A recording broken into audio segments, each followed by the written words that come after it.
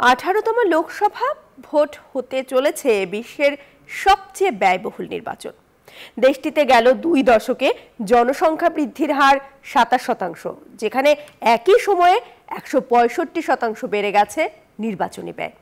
এই নির্বাচনের খরচ ভারতের 2019 সালের নির্বাচন তো বটেই, এমনকি ছাড়িয়ে যেতে পারে 2020 সালের মার্কিন নির্বাচনের খরচকেও। বিশ্বের সবচেয়ে জনবহুল দেশ ভারত। বড় দেশ হওয়ায় ভোটারের সংখ্যাও অনেক বেশি, আর তাদের সবার কাছে পৌঁছাতে একটু বেশি পরিমাণেই খরচ করতে হয় রাজনৈতিক দলগুলোকে। তবে দেশটির নির্বাচনী ব্যয়ের অঙ্কটা ভারতীয় ভোটারের সংখ্যার চেয়েও অনেক বড়।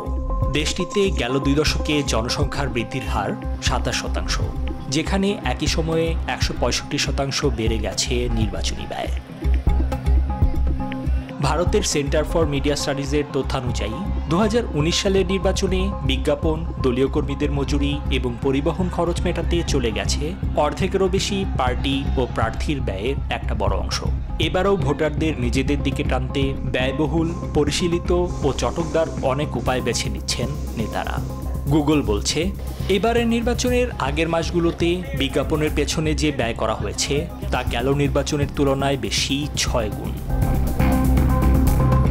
ভোটারদের জন্য মিষ্টি কেনা, মদ, টেলিভিশন, ছাগল উপহার দেওয়াও নির্বাচনী ব্যয় বাড়ার অন্যতম কারণ। ক্যালিফোর্নিয়া বিশ্ববিদ্যালয়ের এক গবেষণায় জানা গেছে, ভোটারদের উপহার দিতে গিয়ে বেশিরভাগ সময়ই চাপে পড়ে যাওয়ার বিষয়টি স্বীকার করেছেন ভারতের 80% প্রার্থী।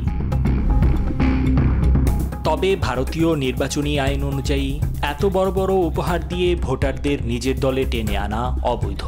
15 এপ্রিল ভোট শুরুর 1 সপ্তাহ আগে নির্বাচন কমিশন জানিয়েছিল, লেভেল প্লেইং ফিল্ড নিশ্চিত করতে অভিযান চালিয়ে নগদসহ 4700 কোটি রুপির উপহার সামগ্রী জব্দ করা হয়েছে, যা একটি আংশিক চিত্র মাত্র। প্রচারণার সময় খরচের এই বাড়াবাড়ি পরবর্তীতে নির্বাচনী ব্যক্তিকে প্রভাবিত করে। জয়ী হওয়ার পর নেতাদের মধ্যে তৈরি হয় খরচের ক্ষতি পুষিয়ে নেয়ার মনোভাব।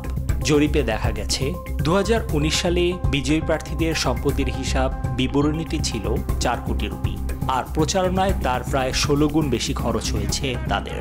বেশিরভাগ ক্ষেত্রেই দেখা যায় খরচ করা অর্থ বৈধ উপায়ে অর্জিত নয়। নিবিন আমিন, নিউজ 24।